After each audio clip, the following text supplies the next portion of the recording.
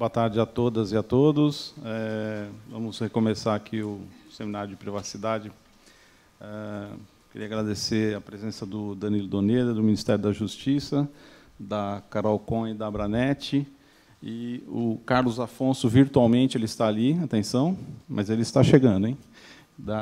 Do ITS do Rio.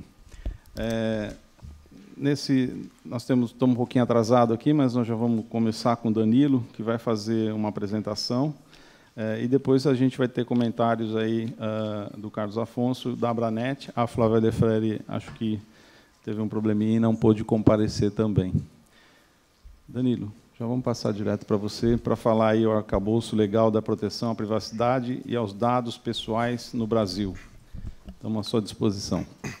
Obrigado, Parágio. Boa tarde a todos.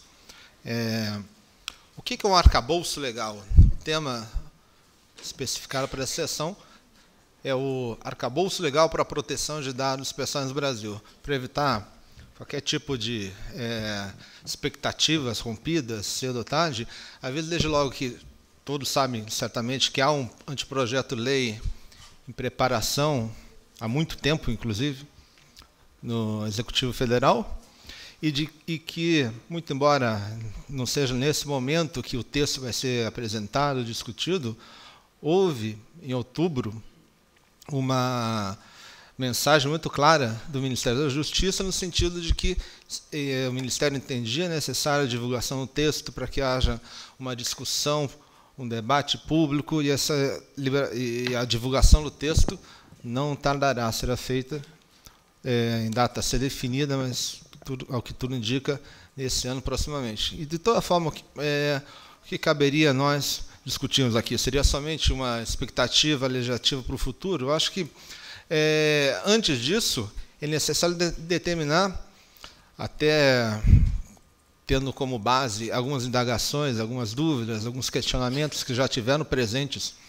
nas exposições hoje de manhã, que deixaram muito claro, tanto de um lado, a importância da proteção de dados pessoais como um novo direito fundamental na sociedade da informação, mas também a necessidade de que essa proteção se adeque a normas de proporcionalidade, a um correto ambiente socioeconômico no qual tais normas sejam o mais efetivas quanto possível.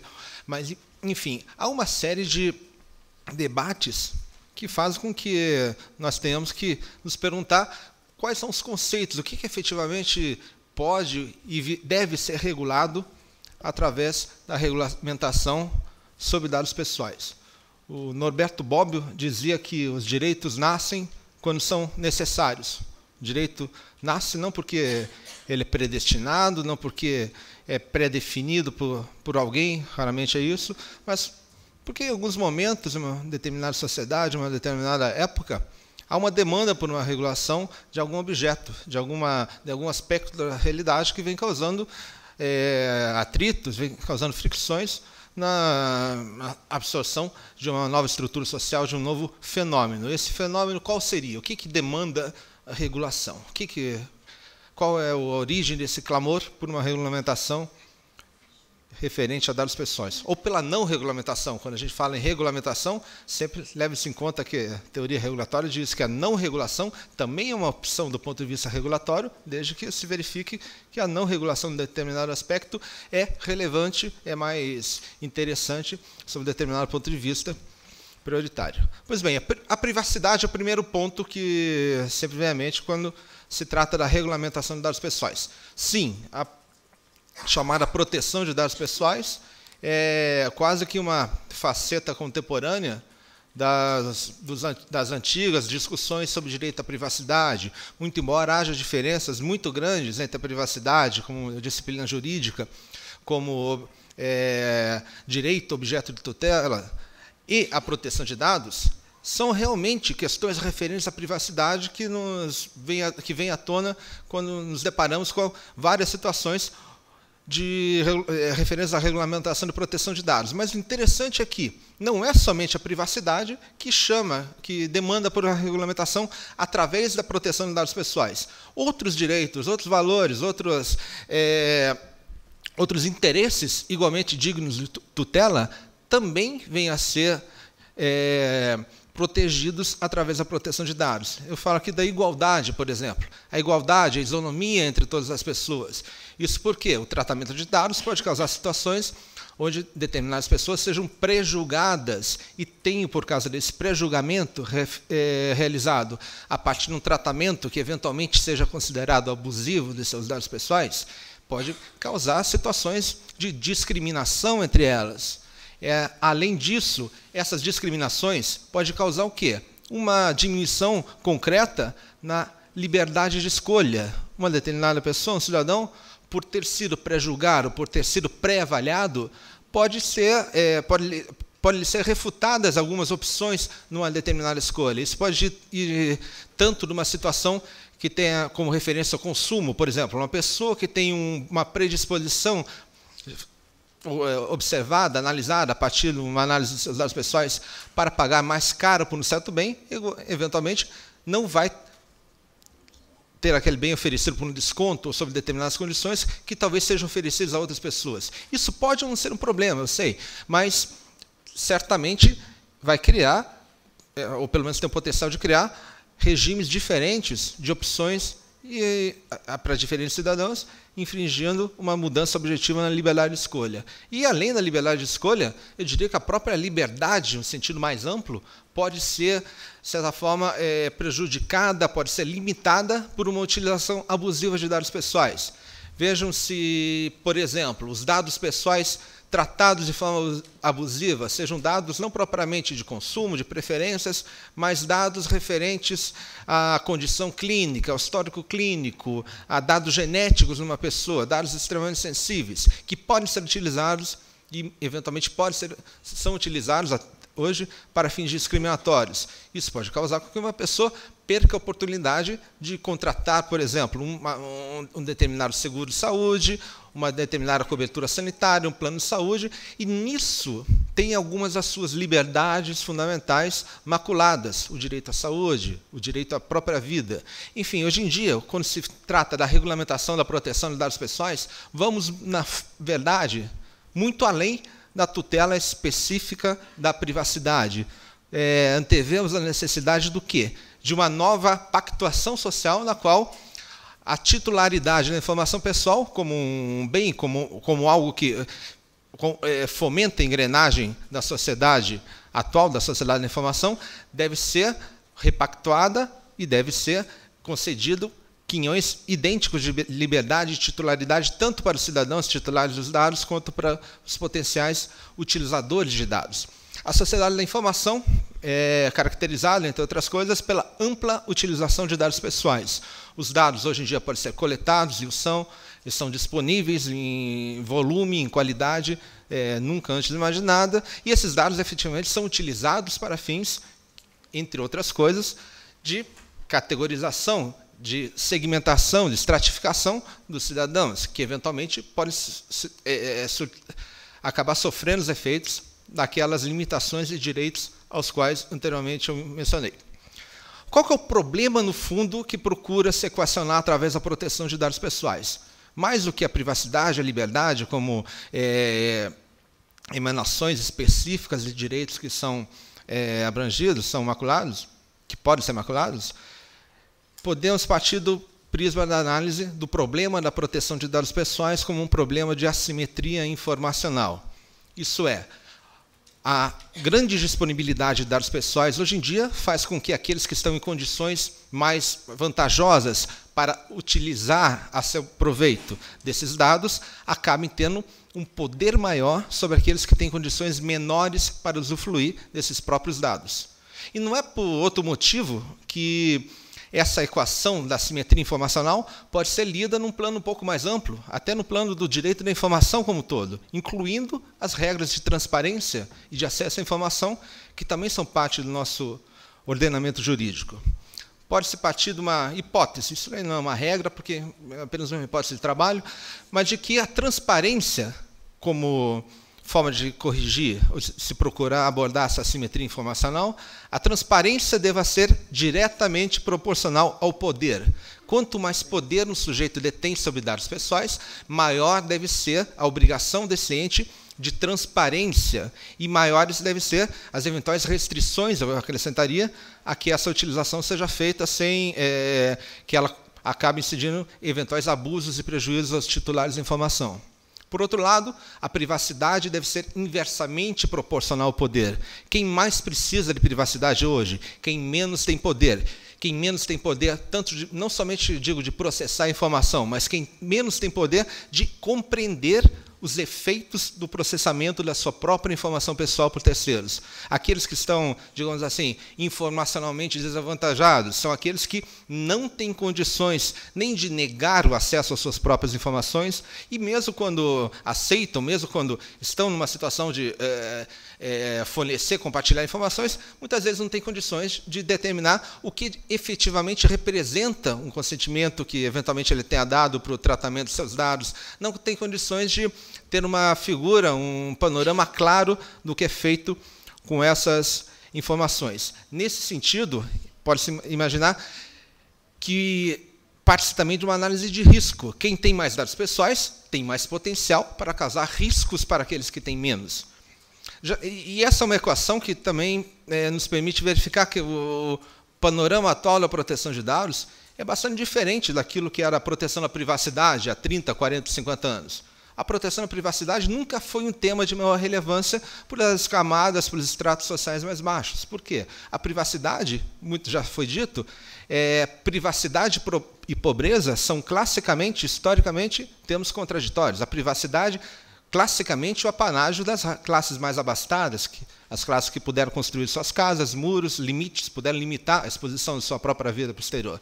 Agora, transpondo esse problema para a modernidade, vemos que esses muros virtuais são ainda mais difíceis de serem construídos, não tanto por questões meramente econômicas, mas por uma desvantagem técnico-cultural sobre os efeitos da utilização dos seus próprios dados.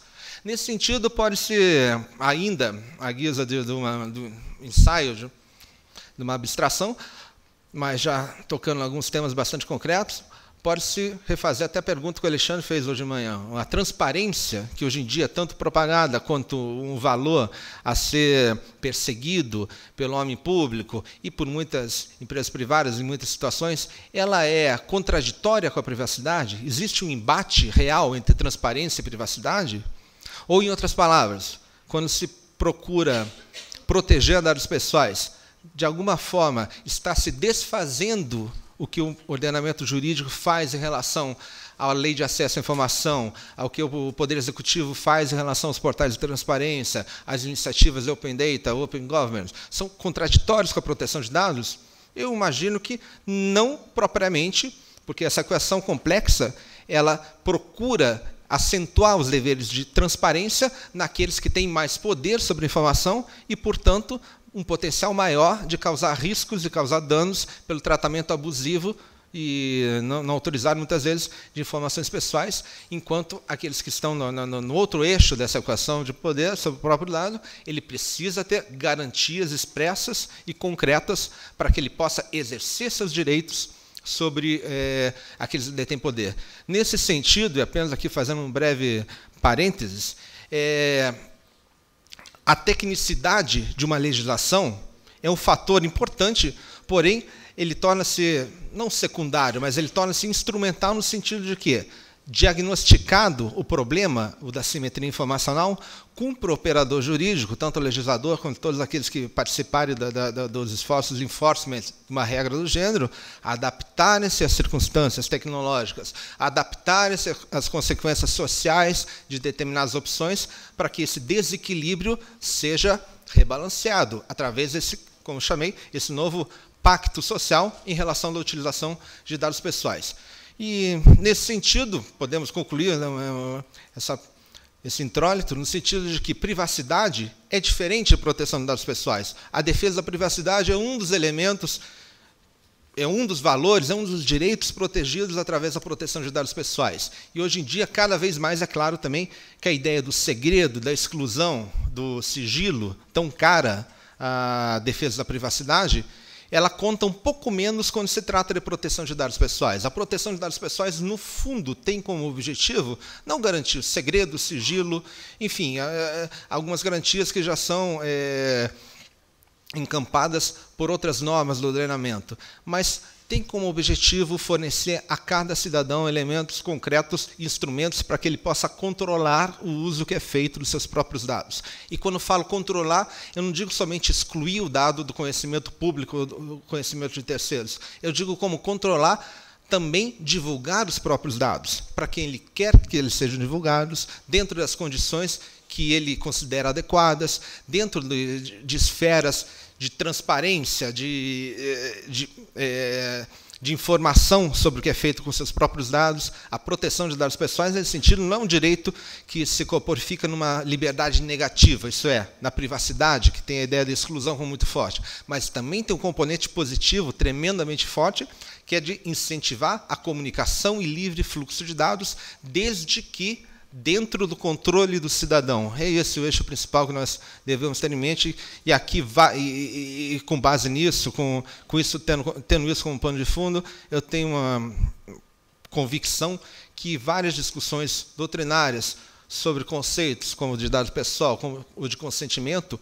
podem vir a se enriquecer tremendamente, afastando o dogmatismo, mas também afastando determinadas quimeras, segundo as quais esses conceitos eventualmente não sejam necessários, não sejam úteis. Eles podem ser, desde que enquadrados nesse quadro um pouco maior. Bom, os problemas que especificamente, concretamente, fazem com que se discuta cada vez mais a propriedade ou não de uma regulamentação sobre dados pessoais,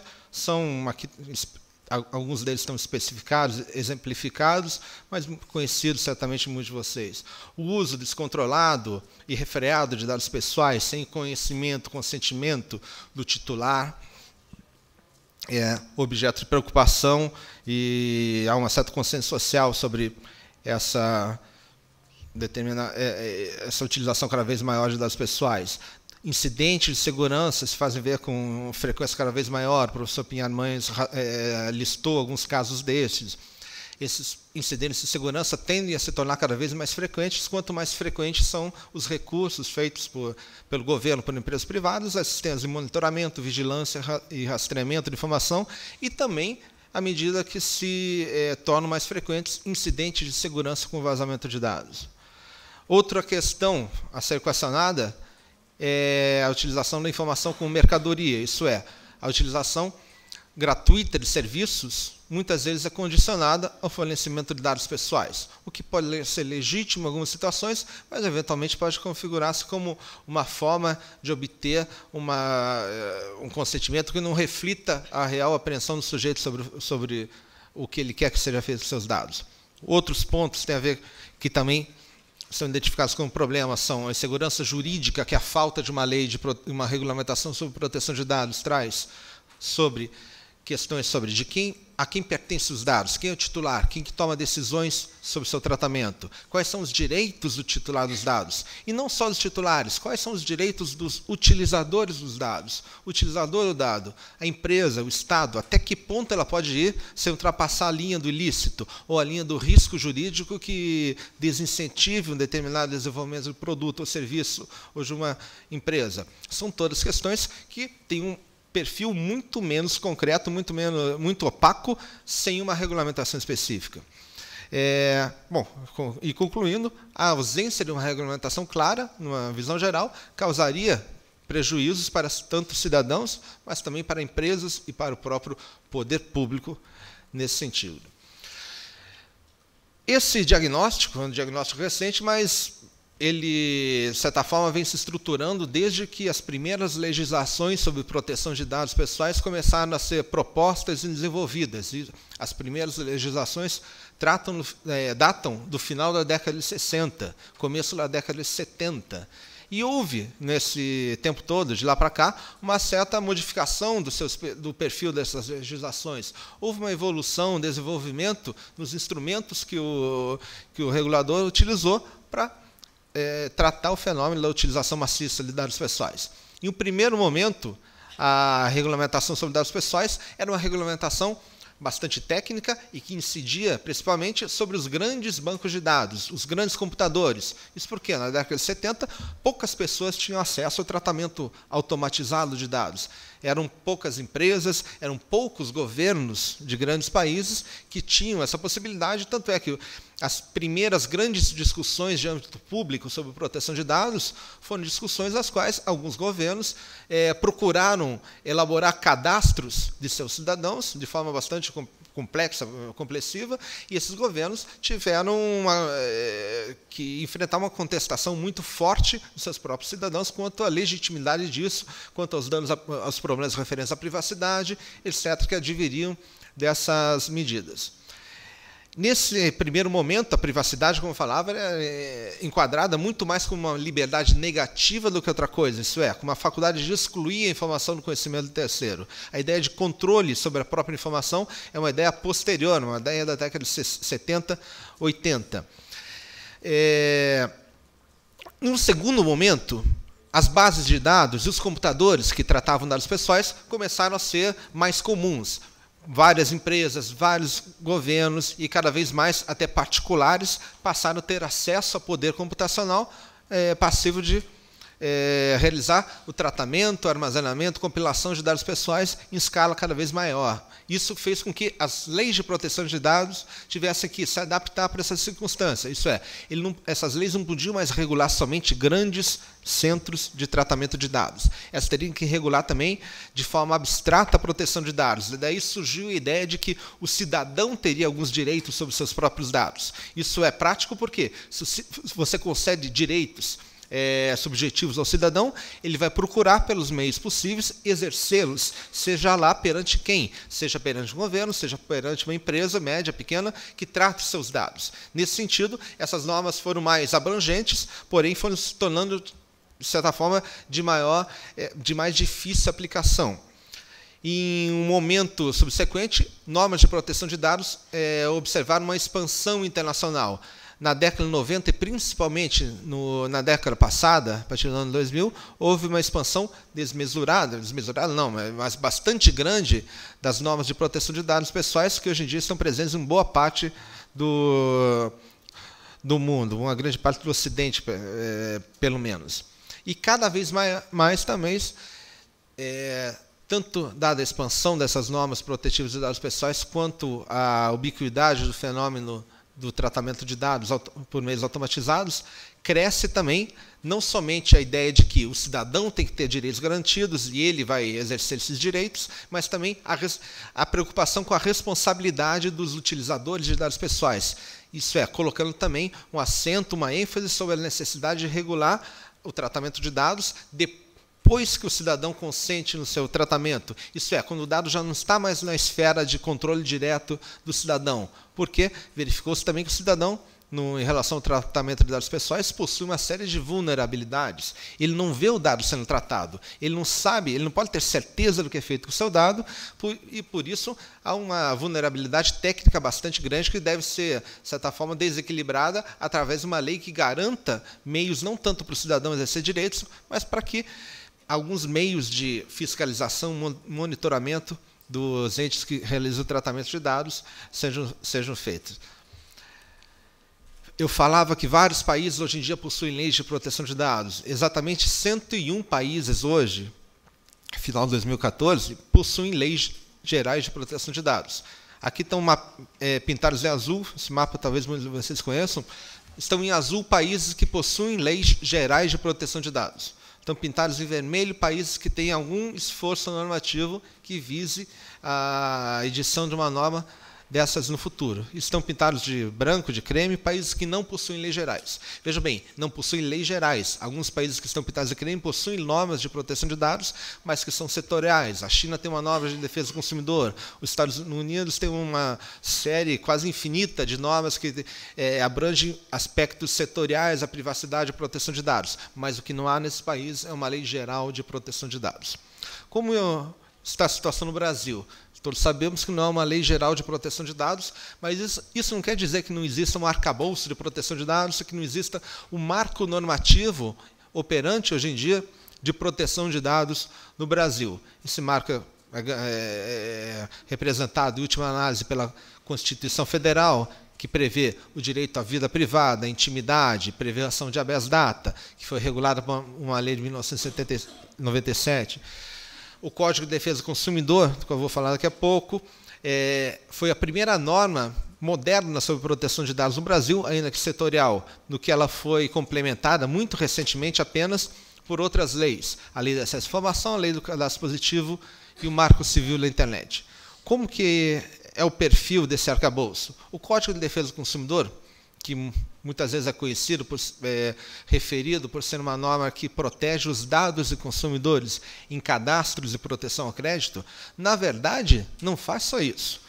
O Código de Defesa do Consumidor protege o consumidor e, consequentemente, protege também os dados pessoais do consumidor, porque os dados pessoais são indistinguíveis da personalidade de qualquer cidadão. Se o consumidor tem seus dados pessoais utilizados de forma abusiva, em qualquer instância que seja uma relação de consumo, o Código de Defesa do Consumidor aplica-se ao seu favor.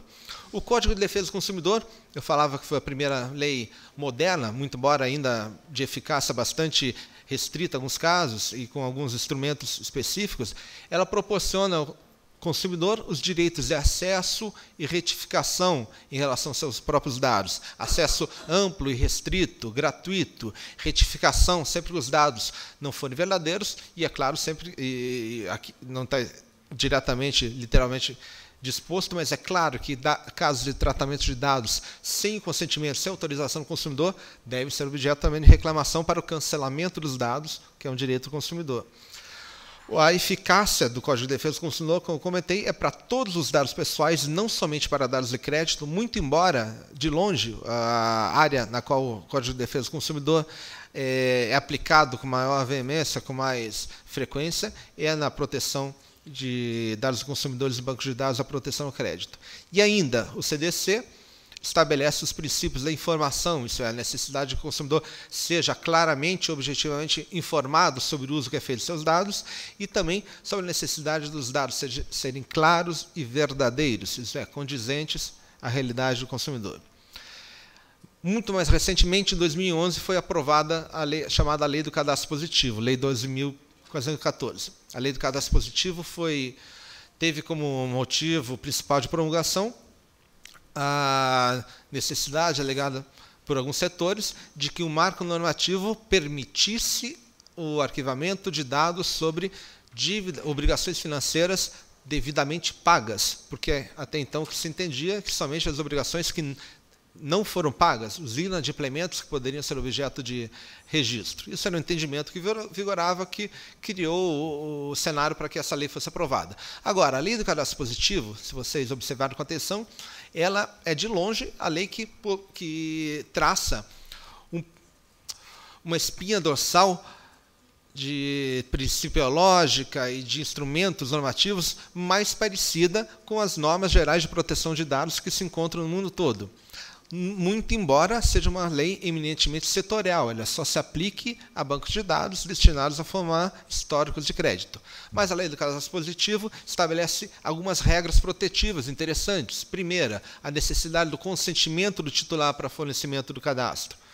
Os princípios de proteção de dados, muitos deles estão refletidos nessa lei. O princípio da finalidade, o princípio da transparência, da informação, o livre acesso, o princípio da qualidade dos dados e aqui importante, pela primeira vez, o princípio da proporcionalidade, isso é, os dados devem ser tais que sejam necessários, proporcionais aos fins que o banco de dados almeja obter.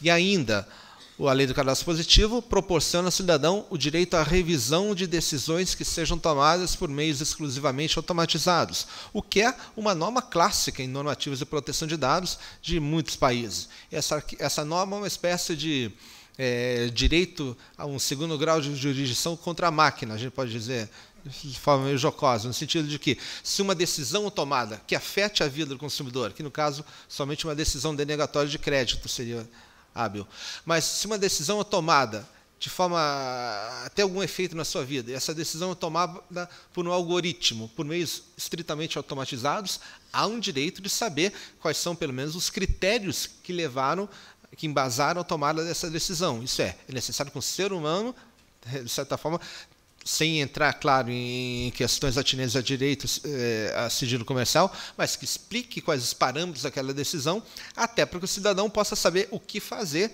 para que ele não seja objeto dessa mesma decisão, se for negativo no futuro. E ainda, por fim, a Lei do Cadastro Positivo, pela primeira vez, institui o conceito de dados sensíveis na nossa legislação, dizendo simplesmente que eles não podem ser cadastrados.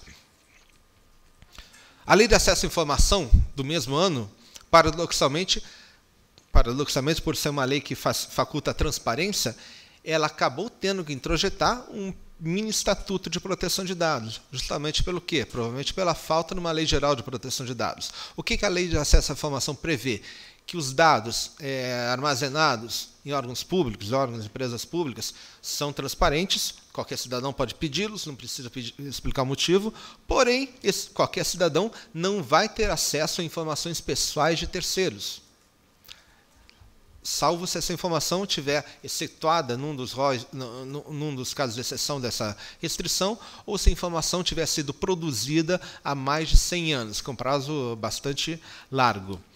É claro que a previsão legal, as exceções previstas em lei ou consentimento do titular pode autorizar o acesso.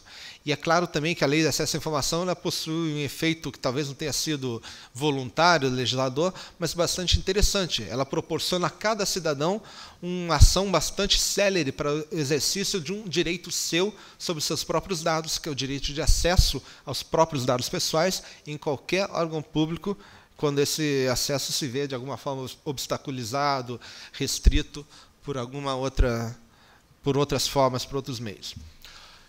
Por fim, falando do marco normativo da proteção de dados hoje no Brasil, há o Marco Civil na Internet, que, como todos sabem, ele foi estruturado, foi concebido para ser uma norma que propusesse direitos e deveres para o utilizador na internet no Brasil. Ele foi elaborado na sua primeira formulação em um determinado contexto, só que esse contexto foi mudando, como aliás é natural, né? Não há do que se reclamar, foi mudando conforme mudava o panorama sócio-institucional, jurídico também, desde a sua primeira proposição até a sua promulgação, até a aprovação pelo Congresso e sanção presidencial. Nesse iter legislativo, foram inseridos muitos princípios, técnicas, ferramentas, instrumentos de proteção de dados pessoais. Por quê? Provavelmente, é óbvio, porque em 2013 houve uma discussão muito forte sobre espionagem, sobre proteção de dados, que envolveu figuras de alto escalão do governo, fazendo com que houvesse um sentimento genérico de que era necessário que o Marco Civil propusesse soluções específicas sobre o problema de vigilância e monitoramento na internet. E a solução foi introjetar no Marco Civil normas típicas de proteção de dados. Isso é, o Marco Civil, muito embora se restrinja somente ao que ocorre na internet, os seus tratamentos de dados realizados na internet, ele acaba por introduzir também, possuir, por conta da conjuntura política, provavelmente, várias normativas e vários instrumentos típicos de proteção de dados.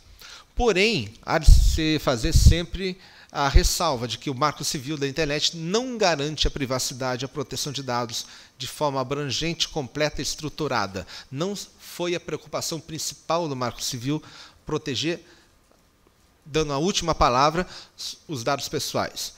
Nem todas as disposições sobre dados pessoais do Marco Civil são de natureza protetiva. Veja, por exemplo, o Marco Civil tem normas sobre retenção de dados, normas que não cabem até no ethos de uma norma típica de proteção de dados. Portanto, fica até em vermelho, o Marco Civil da internet não deve ser tomado como uma norma geral sobre proteção de dados pessoais, muito embora muitos de seus avanços, muitas de suas propostas podem ter, certamente terão, um efeito extremamente relevante na delimitação do que é o nosso marco normativo geral sobre proteção de dados. Aqui eu parto por uma breve análise dos pontos principais do Marco Civil em relação à proteção de dados. Primeiro, acho muito interessante que e isso era um ponto que estava presente no Marco Civil desde as suas primeiras versões. No artigo 3º, que dispõe sobre os princípios do uso da internet no Brasil, estão discriminados como dois princípios independentes, a proteção da privacidade e a proteção de dados pessoais na forma da lei. Isto é, o Marco Civil,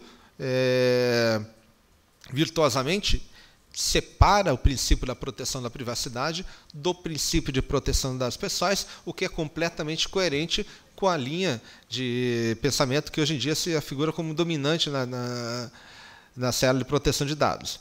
E a proteção de dados pessoais, ela é protegida como princípio não somente em si própria, em si somente autorreferenciado no Marco Civil, porém na forma da lei. Abre-se um link, uma menção a outras leis que podem dispor sobre proteção de dados e, obviamente, abre-se completamente a possibilidade de uma compatibilidade bastante ampla do Marco Civil com uma lei geral de proteção de dados, em relação à qual o Marco Civil funcionaria como uma lei especial, que não tem a ambição de regular de forma genérica dados pessoais, porém estabelece regras específicas para essa proteção quando o tratamento se realiza na internet. O artigo 7º do Marco Civil trata de direitos do usuário da internet no Brasil. E é nesse artigo 7º que se encontra com mais riqueza a normativa referente a dados pessoais do Marco Civil. Em primeiro lugar, os incisos 1, 2 e 3 tratam da inviolabilidade da intimidade da vida privada, aqui ressoa na Constituição Federal, a inviolabilidade e sigilo do fluxo de comunicações pela internet, aqui de certa forma atualizando, entre aspas, a Constituição Federal, que fala do sigilo das comunicações, mas não menciona a internet, mas como nem poderia ser, o que era perfeitamente possível fazer por analogia, o Marco Civil já faz de forma literal. E, pelo menos para mim, o grande avanço foi o inciso 3, onde são garantidos a inviolabilidade e sigilo de comunicações privadas armazenadas. Hoje em dia, o Supremo Tribunal Federal não reconhece um direito constitucional sobre os dados armazenados. Não reconhece ainda, espero eu, mas o Marco Civil partiu da constatação e da necessidade de atualizar a dicção constitucional no sentido de que hoje uma parte relevantíssima das comunicações que nós realizamos são armazenadas. Se você troca mensagens instantâneas com alguém, essa comunicação é armazenada no seu telefone, às vezes em algum outro lugar. Enfim, a diferença entre comunicação, isso é a troca de informações no meio do fluxo informacional, e do armazenamento de informações é cada vez menos relevante pelo fato de que nossos dispositivos de comunicação não são mais terminais burros, eles podem armazenar, eles têm memória, eles podem ser objeto de xeretagem por terceiros. Enfim, o Marco Civil colocou no mesmo plano esses 3 níveis de inviolabilidade, de maneira, penso eu, a lutar contra um anacronismo da interpretação jurisprudencial que hoje em dia é dominante. Ainda, nos incisos 7, 8 e 10 e 9, do artigo 7º, fica estabelecido de forma bastante clara o princípio do consentimento, de forma bastante clara e, diria eu, bastante forte, bastante incisiva. Os dados pessoais só podem ser utilizados na internet com o consentimento livre, expresso e informado do titular ou quando a lei expressamente permitiu. Veja bem, não é somente a legislação, a própria lei tem que permitir o tratamento de dados pessoais.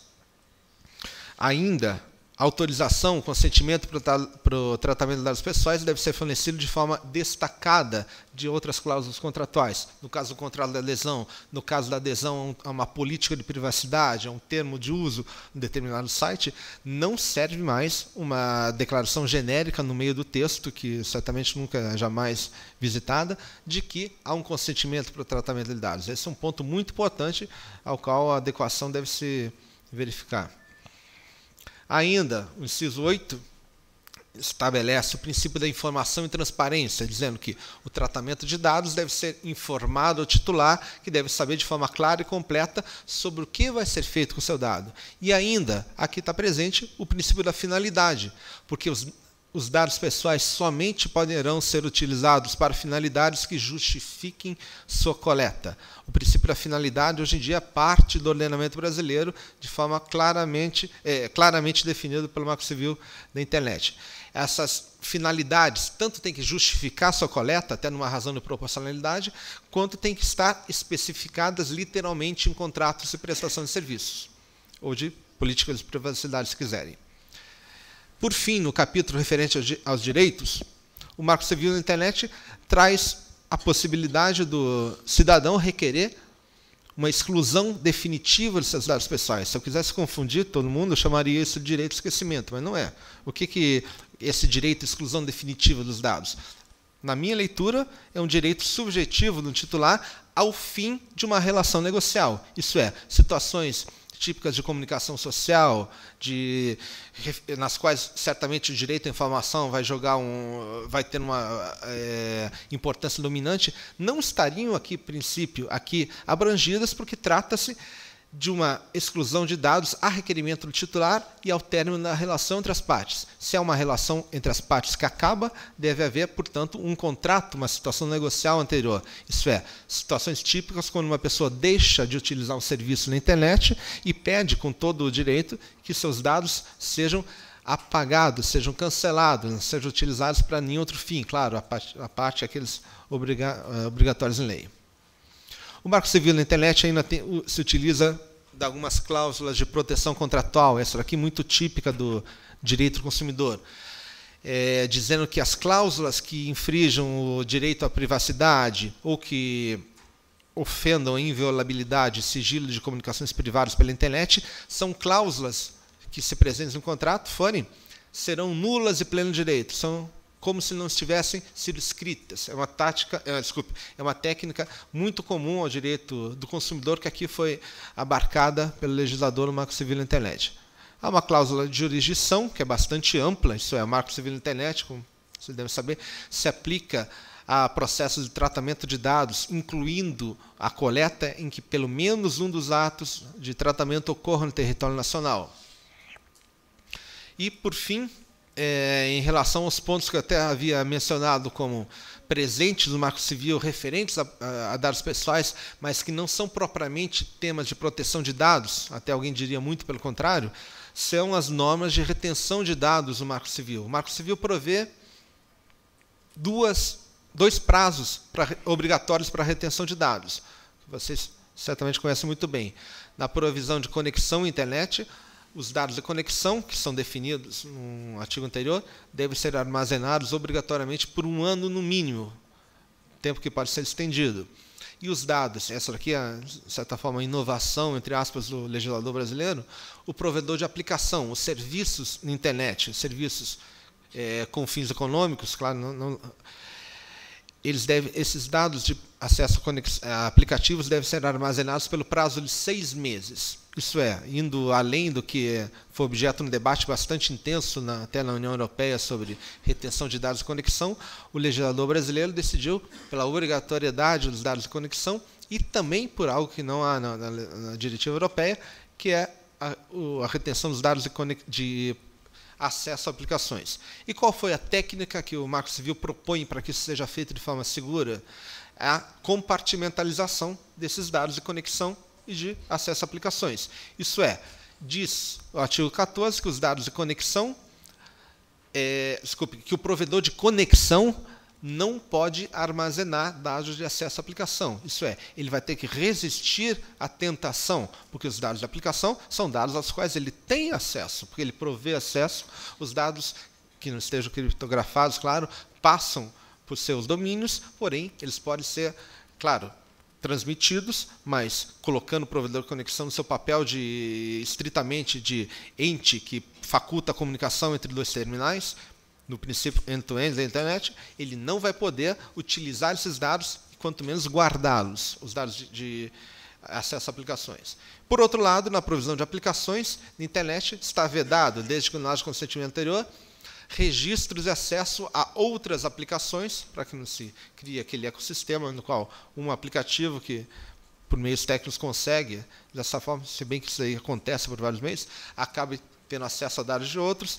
E, por fim, o artigo 16, de uma forma até certo ponto surpreendente, reforça o princípio da finalidade, num lugar que parecia não adequado, mas que, enfim, serve para reforçar a ideia de que o provedor de aplicações, serviços na internet, não podem armazenar dados pessoais que sejam excessivos em relação à finalidade para a qual foram foi dado consentimento. Veja que esse provedor de aplicações não é somente aquele que tem a obrigação de reter os dados por 6 meses, é qualquer provedor de aplicação, qualquer serviço, gratuito, pago, público, privado, seja lá qual for. Por fim, considerando o marco normativo até certo ponto existente hoje em dia em relação à proteção de dados no Brasil, que não é um marco normativo geral, é um marco normativo setorial, é um marco normativo que evoluiu muito nos últimos 3 ou 4 anos, mas que ainda não se estruturou em termos de proporcionar ao cidadão brasileiro uma garantia geral, absoluta e restrita em relação aos seus dados, onde quer que esteja. Quais são, ao ver do Ministério da Justiça, os pontos cardeais que devem orientar uma formulação normativa a esse respeito? Em primeiro lugar, até por uma missão institucional do próprio Ministério da Justiça, mas não somente por isso, claro, a ideia do desenvolvimento normativo de proteção de dados estabelecer uma proteção complexiva ao cidadão, isso é, proteger o cidadão em todas as instâncias, em todos os setores nos quais seus dados pessoais sejam tratados. É verdade que, às vezes, é o Estado que vai tratar dados, é verdade que, às vezes, é alguma empresa que vai tratar dados, é verdade que, algumas vezes, é uma aplicação tremendamente inovadora que vai tratar dados, mas o fato é, em que todas essas instâncias, o cidadão deve saber que ele pode ter acesso a direitos, a garantias, a mecanismos que coíbam abusos. Por mais novas, por mais imprevisíveis que sejam essas situações, não é condizente com a atual importância dos dados pessoais na economia da informação moderna e na própria formação da personalidade do cidadão, uma situação de anomia em relação a qualquer setor, a qualquer realidade econômica ou técnica. Uma normativa geral sobre proteção de dados, é claro, deve trabalhar conceitualmente, deve apresentar conceitos próprios da matéria, o que é tremendamente importante, tanto é que é uma matéria com técnicas bem definidas, não é uma matéria, a proteção de dados, que possa se socorrer de conceitos produzidos inteiramente em outra seara. Não, a realidade tecnológica, os modelos de negócio que embasam a economia da informação são diferentes. O marco normativo e conceitual tem que ser adaptado a essas circunstâncias e há um desenvolvimento de técnicas e conceitos e ferramentas do exterior que não pode ser, que deve ser levado em consideração para a formulação de alternativas nacionais. Até porque, aqui no último ponto que eu coloquei, não é também desejável uma situação onde tenhamos uma legislação incapaz de harmonizar-se com padrões internacionais de proteção de dados, por vários motivos. Os dados pessoais hoje em dia transitam de país para outro, empresas, enfim. O tráfego internacional de dados pessoais é uma realidade. E, para isso, existem experiências cada vez mais significativas de estabelecimento de padrões mínimos, estándares mínimos internacionais. O Conselho da Europa tem a OCDE tem trabalhos que já datam mais de 30, 35 anos sobre o tema, quase. Além do que, é necessário se levar em conta de que o cidadão brasileiro ele tem que ser protegido em seus dados, mas ele também deve esperar que seus dados sejam protegidos no exterior. A harmonização de várias normas é importante para que haja esse patamar, essa espécie de corresponsabilidade de vários países na comunidade internacional em relação ao estabelecimento de um estándar mínimo de proteção de dados.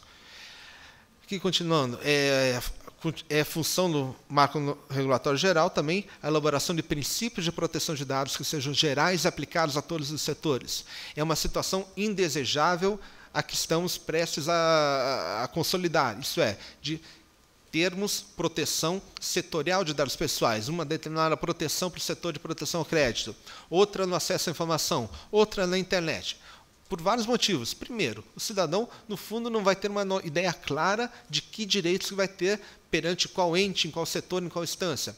2, isso é ruim para os próprios, vamos dizer assim, negócios, porque uma entidade que participa em todos esses elos, em todos esses setores, vai ter dificuldades em estabelecer políticas unitárias de proteção de dados, de tratamento de informação, segurança da informação. A consolidação de estándares, patamares mínimos para a proteção de dados, nesse sentido, aplicáveis a vários setores, muito embora alguns setores tenham suas particularidades, claro, ela é tremendamente de tremenda importância para o cidadão ter mais consciência e poder exercer seus direitos e também para que a utilização de dados pessoais de forma legítima e sem abusos seja feita da forma mais eficiente possível.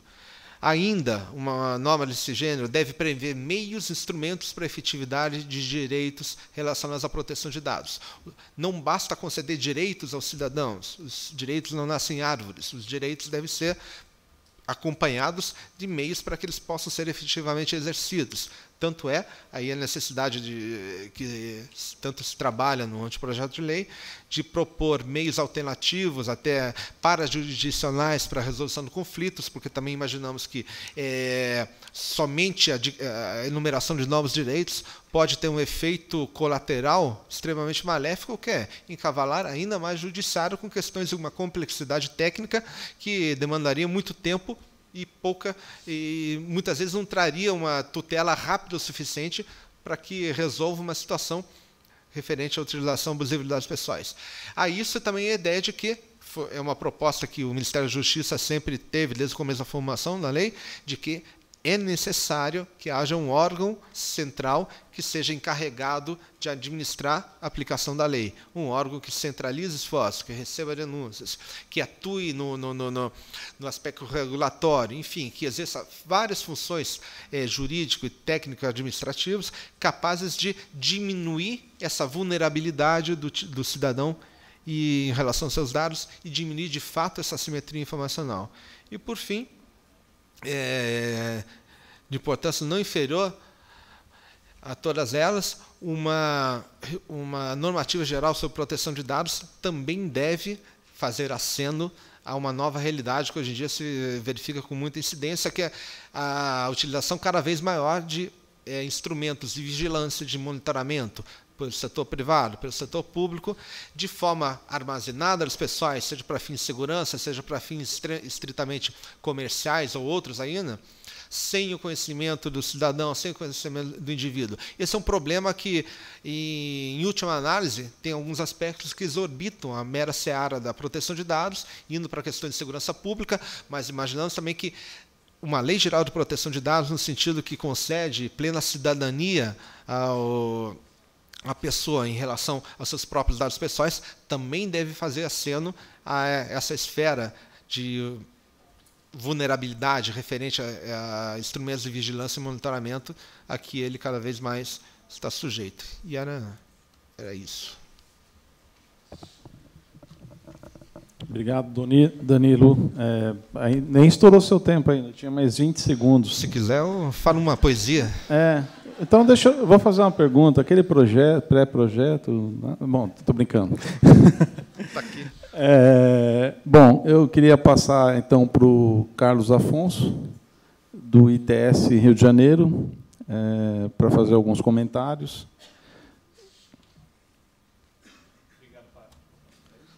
E depois eu vou passar para perguntas para vocês, tá? Depois da Carol.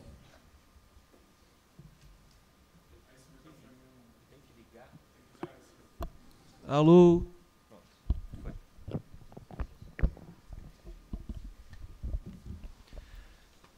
Bom, gente, vamos lá. Boa tarde a todos.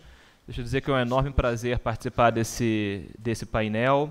E é muito bom, especialmente, ver agora que o monitor que a gente tem aqui na frente está verde e não vermelho. Eu estou saindo de uma crise de conjuntivite, então esse monitor vermelho aqui, eu já achava que eu estava vendo coisas, né? Mas, enfim, que bom que agora está verde.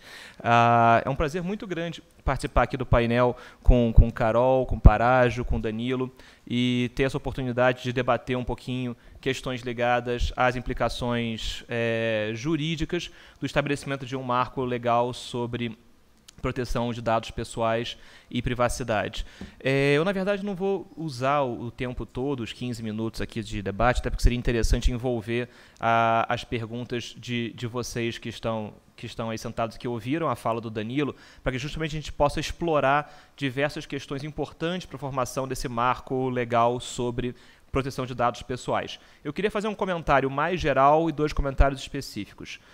O meu comentário geral é um comentário que pega muito uma parte que o Danilo falou bem no comecinho da sua apresentação, sobre questões mais abstratas ligadas à proteção de dados pessoais. Se é fato, se é verdade que o Marco Civil não é uma lei geral de proteção de dados pessoais, o Marco Civil não tinha essa ambição, o Marco Civil não teve esse propósito e hoje aprovado certamente não tem essa abrangência, mas o Marco Civil vem a suprir uma demanda bastante clara, bastante evidente por uma legislação no Brasil que trabalhasse com questões ligadas à privacidade e proteção dos dados pessoais na internet. Essa é uma demanda antiga, especialmente pela situação que nós já observávamos no Brasil há algum tempo, que era a defasagem, a desatualização da legislação brasileira na proteção da privacidade dos dados pessoais, especialmente se nós pensarmos que antes da entrada em vigor do Marco Civil, e tirando aqui as leis muito especiais, como a lei de cadastro positivo, as leis que nós tínhamos em vigor, que talvez de forma mais detalhada tratavam do problema de privacidade dos dados pessoais, eram, de início, o Código de Defesa do Consumidor, e aí imagino que muitos de vocês saibam que o CDC trata da questão dos dados pessoais no seu artigo 43. O artigo 43 do CDC, especialmente no seu parágrafo 2º, ele traz algumas proteções importantes para o consumidor no que diz respeito à proteção dos seus dados pessoais. O CDC, lá pensado em 1990, não estava pensando na internet como hoje nós temos, nem poderia, e não tem no artigo 43 todas as ferramentas que poderiam ser necessárias para proteger o consumidor e mais, para proteger aquele que não é o consumidor, até porque o CDC não teria essa abrangência, nas situações que existem hoje em dia. Então, sobre o artigo 43 do CDC, eu teria dois comentários. De início, o artigo 43, ele protege, primeiro, o consumidor. Ou seja, por melhor que seja esse dispositivo, ele não tem a abrangência, ele não pode fazer passar por uma lei de propósito geral que protegesse dados pessoais em todas as instâncias. Ele forçaria a todos nós a viver um momento que muitos professores de direito civil, pesquisadores de direito civil e advogados como todo viveram antes da entrada em vigor do Código Civil de 2002. Aliás, vale dizer, pessoal, para quem é formado em Direito, se você ainda chama o Código Civil de 2002 de novo Código Civil, está na hora de você começar a pensar um pouquinho na passagem do tempo, né? Então, enfim, estou falando isso porque eu quase falei o novo Código Civil. Claro, novo, 2002. Mas, enfim, antes da entrada em vigor do Código Civil em 2002, os professores, pesquisadores, advogados, magistrados, quando se deparavam com questões de direito civil, tinham uma propensão natural em tentar aplicar, ainda que por analogia, regras do CDC para casos que não eram necessariamente casos de relação de consumo, porque a situação daqueles indivíduos, naquele exato momento ali de finalzinho dos anos 90, começo dos anos 00, era uma situação em que você tinha um Código Civil de 1916, uma Constituição de 88 e um Código de Defesa do Consumidor de 1990. Certamente, em questões ligadas a contratos, responsabilidade civil, tutela de direitos da pessoa humana, o CDC era muito mais atual, muito mais presente, muito mais rico do que era o Código Civil de 1916. Então havia no final dos anos 90 esse apego ao CDC e a tentativa, e vários doutrinadores seguiram esse caminho, em tentar expandir a aplicação do CDC até mesmo para fora de âmbitos de relação de consumo.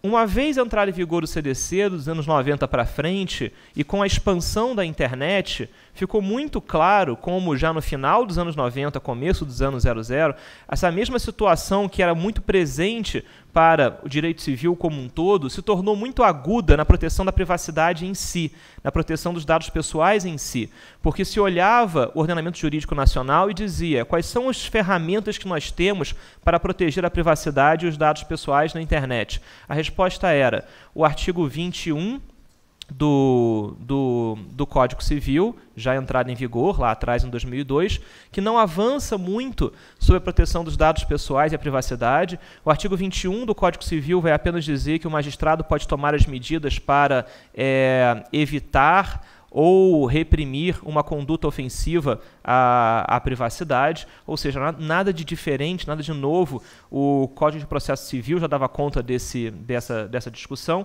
Então, era comum se olhar o artigo 43 do CDC e falar, talvez lá esteja um manancial mais rico para a proteção da privacidade dos dados pessoais no Brasil, no que diz respeito à internet.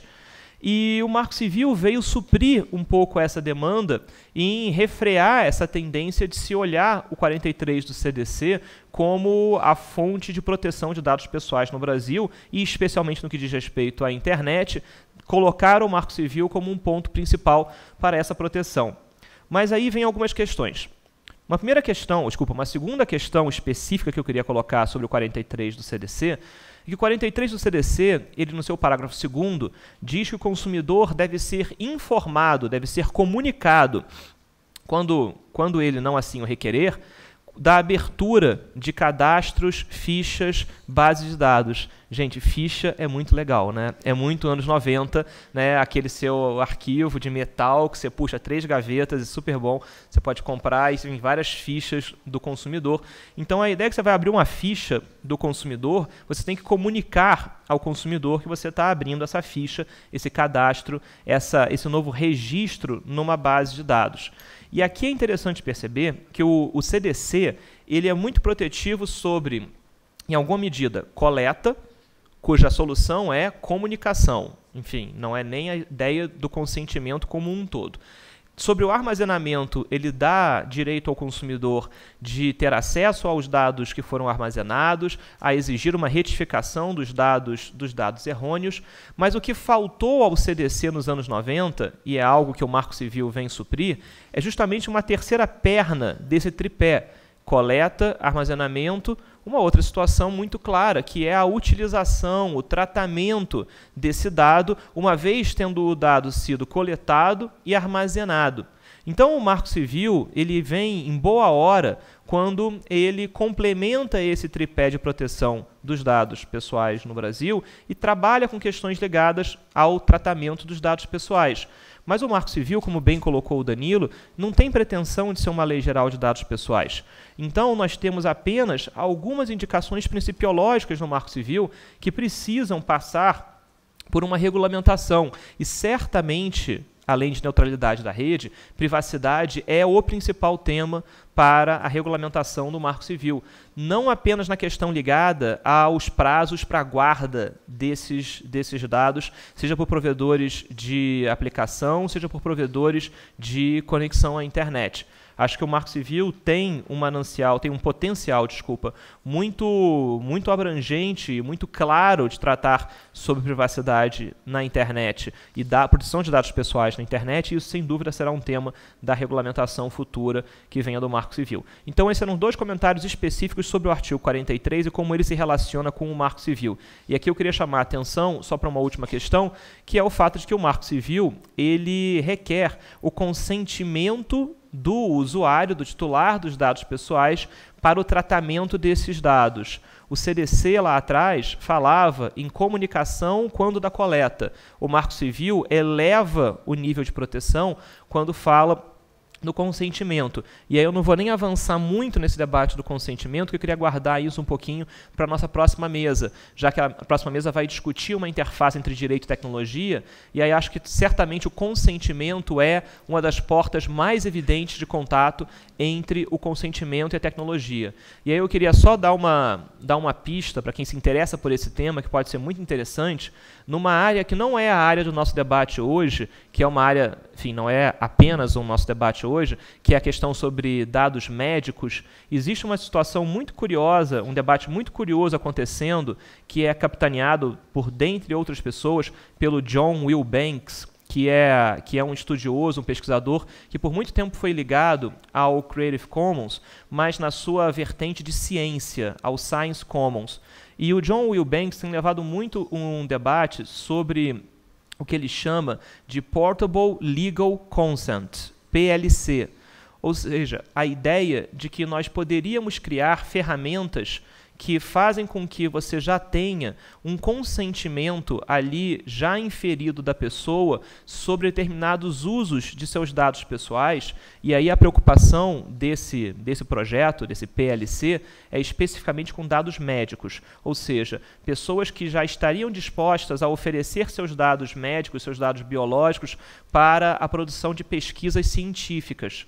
E ali você teria uma indicação de quais dados estariam disponibilizados para pesquisa científica e, é claro, fazendo uma anonimização da pessoa, já que você não necessariamente quer ali trazer uma identificação de quem tem determinado dado, mas criando um pool, criando um conjunto de dados que podem ser utilizados para pesquisas científicas, enfim, na áreas aí de biomedicina e afins. Então, esse pode ser um ponto interessante para a gente pensar, e aí fazendo uma interface entre essa mesa e a próxima mesa, talvez alguns de vocês que trabalham com direito autoral, com propriedade intelectual, estejam mais familiarizados com a ideia das licenças Creative Commons, em que você sabe se você pode utilizar uma obra autoral ou não, vendo pequenos símbolos, né? Pequenos símbolos que dizem se eu posso ou não posso usar para fins comerciais. Posso ou não posso reutilizar uma obra? Eu estou aqui fazendo um exercício de futurologia, tá? Mas será que no futuro o nosso consentimento também será indicado dessa forma, Danilo, com pequenos símbolos dizendo os meus dados pessoais podem ser usados para esse ou aquele fim, ou seja, as pessoas serão as novas obras? Será que esse não é um futuro um pouco assustador para muitos de nós? Mas, enfim. E aí, saindo desses meus dois comentários específicos sobre 43, eu queria terminar fazendo um comentário geral que eu acho que é importante sobre esse futuro marco legal sobre dados pessoais no Brasil. A gente migra cada vez mais para um momento de Big Data, de tratamento de grandes volumes de dados, acoplado com uma situação de internet das coisas. Não vou falar de internet das coisas agora, vou deixar isso para a próxima mesa, mas sobre Big Data, eu queria deixar aqui um comentário que liga com a parte introdutória do Danilo, que é: o tratamento de grande volume de dados tem um potencial incrível de gerar novas oportunidades, novos modelos de negócio, novas formas de você compreender e gerar inteligência a partir desse grande volume de dados. Mas ele tem um potencial gigantesco de exclusão social. Tem um potencial gigantesco de fazer com que, justamente, através do tratamento desse grande volume de dados, eu possa discriminar parcelas significativas da sociedade, tornando, assim, esse debate que a gente tem hoje sobre privacidade, sobre dados pessoais, longe de ser um problema de países desenvolvidos, longe de ser um problema de uma elite financeira. Imaginar que só se preocupa com privacidade aquele que tem acesso a um smartphone de grande valor perde de vista o fato de que a inclusão digital no Brasil está sendo feita através de dispositivos móveis, através da internet móvel, através dos celulares. E é justamente através dos celulares que a coleta, o armazenamento e o tratamento de dados se dá em altíssima escala. Ou seja, aqueles que estão entrando na internet agora via os smartphones, se eles não tiverem um tratamento, e aí, enfim, não quis fazer isso uma piada, mas se eles não tiverem um tratamento rigoroso, educativo sobre a proteção de dados pessoais e a importância da privacidade, são pessoas que estarão entrando na internet com um déficit de compreensão da rede que pode ser bastante significativo para a forma pela qual eles vão utilizar essa mesma rede, pela qual eles vão utilizar a internet. Bom, gente, então aí, querendo fazer aqui um exercício de simetria, como o Danilo deixou 20 segundos da sua fala, eu vou deixar também 20 segundos. Sendo assim, 3, 2, 1, 0. Obrigado. Obrigado, CAF. Bom, tem uma pergunta aqui pelo Twitter, mas eu vou passar primeiro para a Carol Cohen, da Abranet, também para fazer a sua explanação, e daí depois eu passo a pergunta do Twitter aqui. 3, 2, 1... Agora eu posso começar. Boa tarde a todos. Em nome da Abranet, em nome dos seus quase 300 pequenos, pequenos, médios e grandes associados que há pouco tempo eram também novos empreendedores e sucederam. No pouco tempo de existência da internet, já se podem ver empresas que começaram em garagens e estão bem-sucedidas, porque o modelo é bem-sucedido. Queremos ver cada vez mais empresas nesse modelo. E agradeço o convite e o formato, né, do debate, que conta com o governo, conta com a academia, conta com o setor empresarial,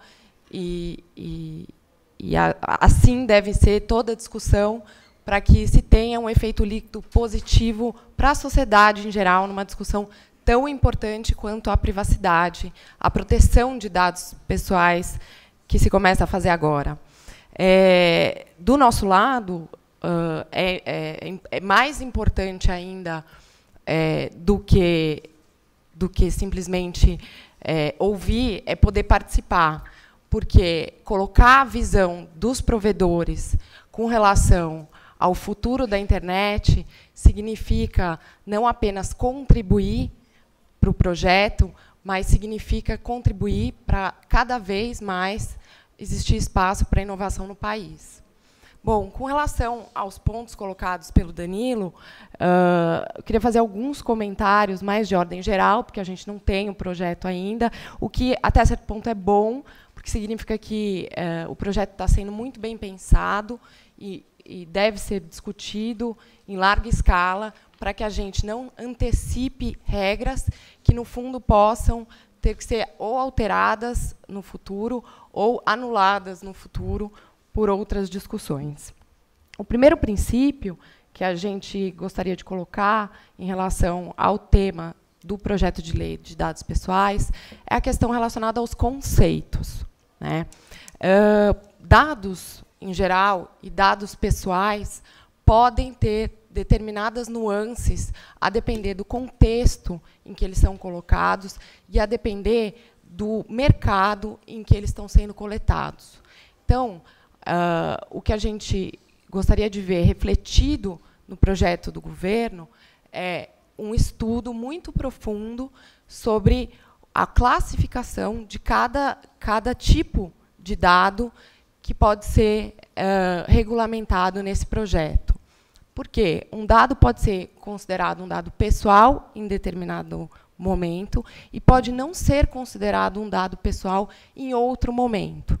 Da mesma forma, em relação ao consentimento.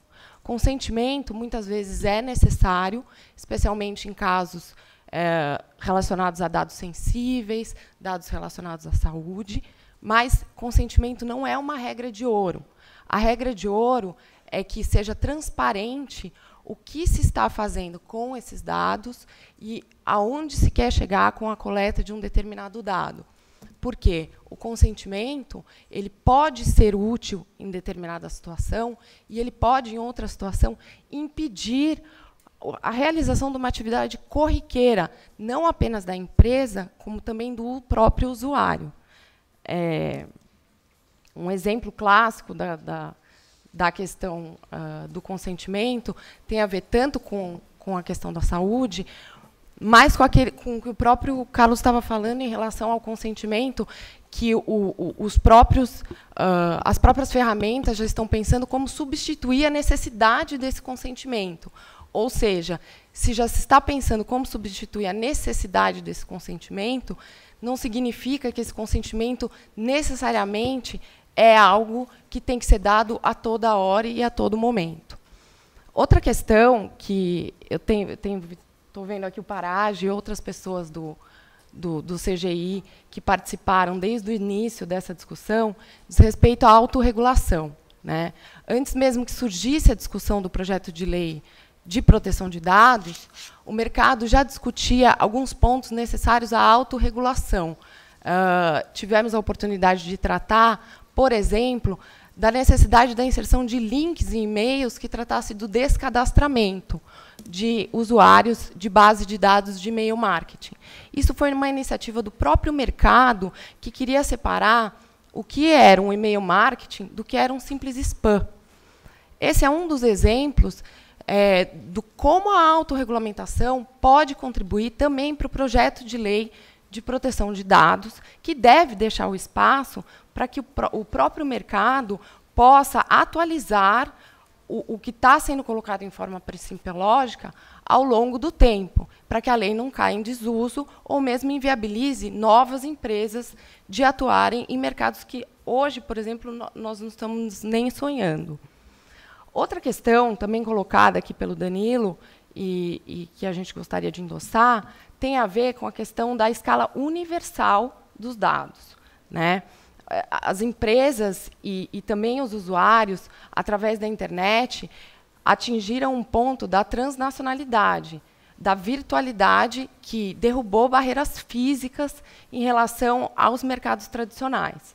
Isso significa que uma empresa que está aqui, ou que um usuário que está aqui, pode navegar pelo mundo, salvo em países que têm barreiras, né, países antidemocráticos, pode navegar pelo mundo em busca de informações e outros dados. E, para isso, tem que ser preservado o livre fluxo de dados, o que significa que a gente tem que olhar o Brasil, sim, mas a gente tem que olhar também o mundo, para permitir que esse livre fluxo continue acontecendo e, de novo, que exista um efeito líquido positivo para a sociedade no que a regulação está propondo.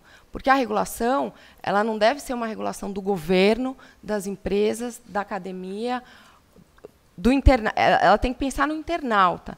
O internauta e o usuário, mais do que o internauta propriamente dito, o usuário da internet como principal beneficiário da normativização que está se colocando. Então, Danilo, a gente se coloca à disposição para participar das discussões.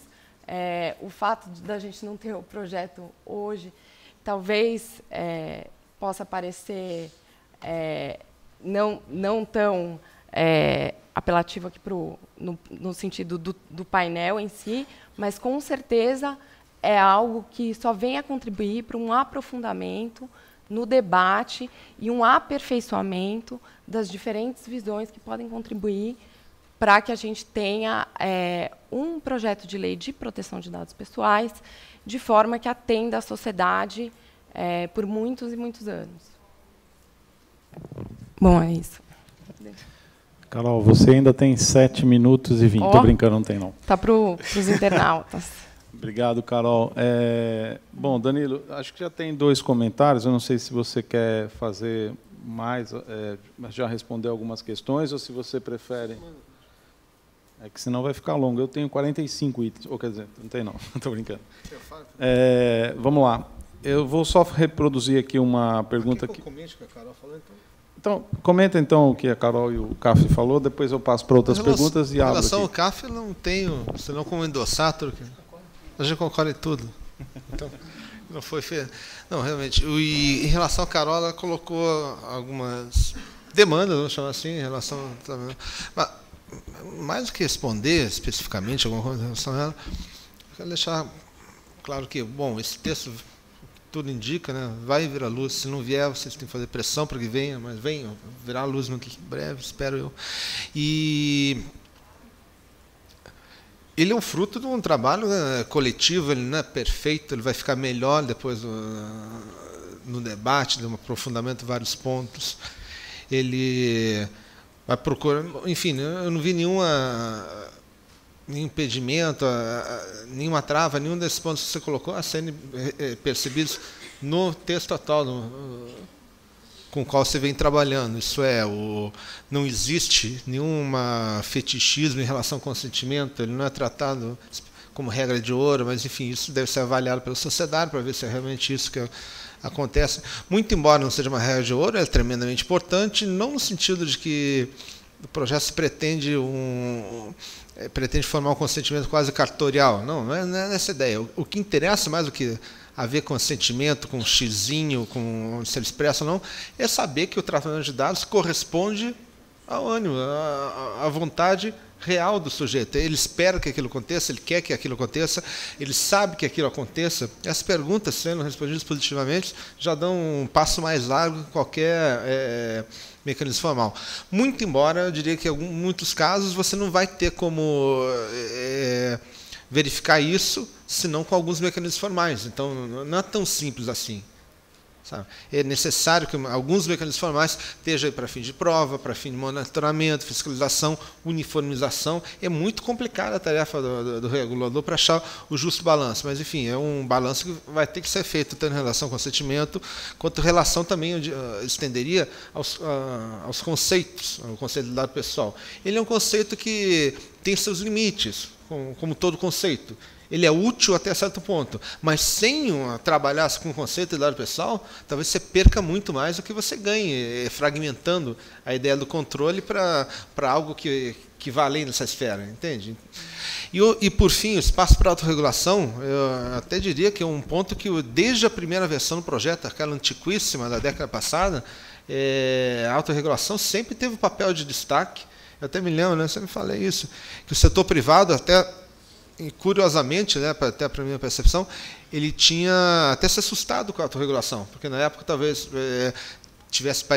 pareceu alguns que aquilo pareceria uma forma de controlar a produção normativa, setorial, deontológica, o que não é. Simplesmente o anteprojeto, ele, naquela versão, e imagino que espero que ele continue assim, ele procura incentivar determinados setores, determinadas entidades, determinadas empresas a irem além das normas de proteção de dados, no sentido de aproximarem as práticas do seu próprio setor, da sua própria empresa, aos seus clientes, seus consumidores, terem mais clareza, terem mais, até cumplicidade no tratamento desses dados. Nesse sentido, a autorregulação é não só bem-vinda, quanto até fomentada, eu acho, pelo texto.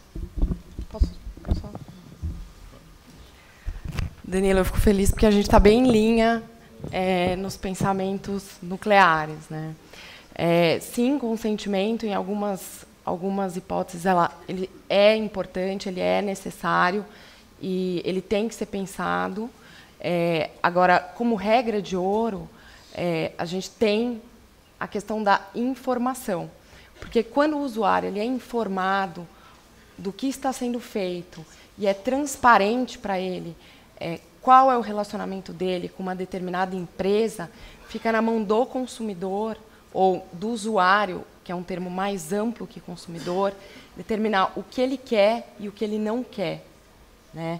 Então, assim, digamos que a transparência, além do consentimento quando necessário, são conceitos extremamente importantes para permitir que o sistema funcione de forma eficiente, né? E aí, deixando um pouco de lado o direito e levando para o lado técnico mesmo, o dia a dia dos fatos. Se a transparência for a regra de ouro, se a objetividade for a regra de ouro e o consentimento for utilizado quando necessário, exemplo, no caso dos dados médicos, etc., isso produz um efeito líquido que, muito bem estruturado, vai contribuir não apenas para o usuário, como também para quem está do outro lado, porque vai separar os bons, os sérios, dos não tão bons e não tão sérios. E com relação aos conceitos, o principal ponto dos conceitos, e é lógico que nenhuma norma ela pode cobrir todas as necessidades, tem a ver com a questão de um dado, quando ele é simplesmente um dado, quando ele é um dado pessoal, quando ele é um dado sensível, quando a necessidade de você coletar um dado não parte da empresa, ou é uma vontade da empresa, e sim do próprio regulador, como recentemente nós temos os casos da recente lei dos meios de pagamento, do Banco Central, que os próprios provedores foram pedir à autoridade que não requeresse que se coletasse tantos dados, mas a autoridade falou, não, vocês têm que pedir esses dados para o internauta, porque isso é importante para a regulação bancária e assim por diante. Então, acho que nuclearmente estamos em linha e o espaço para discussão ele é sempre o mais louvado por nós, porque é de todos esses denominadores que a gente tira o ótimo, o bom para o bem-estar. Bom, Danilo, eu vou passar aqui uma pergunta do Rafa _Zanata. Ele coloca, não é bem uma pergunta, né? É uma afirmação e uma pergunta, né? Se o setor privado, a BMD, a Abrarec, a BTA, a Sindi e Telebrasil, é contra a Comissão de Proteção de Dados, como avançar? Acho que ele quis dizer do ente regulador, talvez, do projeto, né? E uma outra pergunta também aqui do Twitter, Cristiano Terrien. Estados Unidos e União Europeia estudam mudanças devido a Big Data versus privacidade. O MJ leva isso em conta para o projeto brasileiro? Na ordem, se determinar o setor, se determinar a pessoa, é contra o projeto? É contra a Comissão de Proteção de Dados, é assim Sim, que ele escreveu. A comissão, a autoridade, o órgão, seja lá o que for, ou seja contra a própria existência do projeto. Bom, o debate é justamente o lugar para eles dizerem por que são contra, sopesar, junto com a sociedade, a pertinência da alegação e chegar a uma conclusão final. Claro que vários setores vão ser contra isso, contra aquilo, outros vão ser a favor. Eu, enfim, não consigo nem equacionar muito bem essa questão. Se avança discutindo. Se for o caso de não incorporar alguma coisa. Agora, não deixe lá, você falou da comissão ou da autoridade, seja o que for, na nossa formulação do problema, do problema da proteção de dados, os meios de enforcement, os meios de tutela, dependem da atuação do órgão público.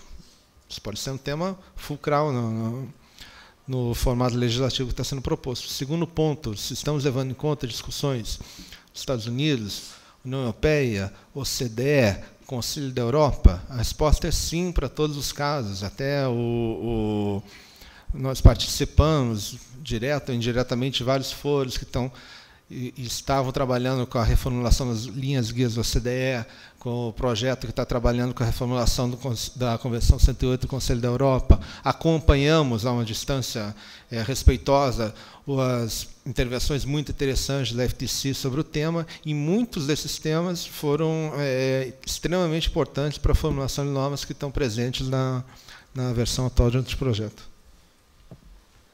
Bom, eu quero fazer uma pergunta, curiosidade, né? Tem se desenvolvido esse trabalho de longa data, justamente de preparar esse anteprojeto, né, para encaminhar para o Congresso, mas a gente tem visto no Congresso algumas iniciativas, seja de deputados ou senadores, de encaminhar questões.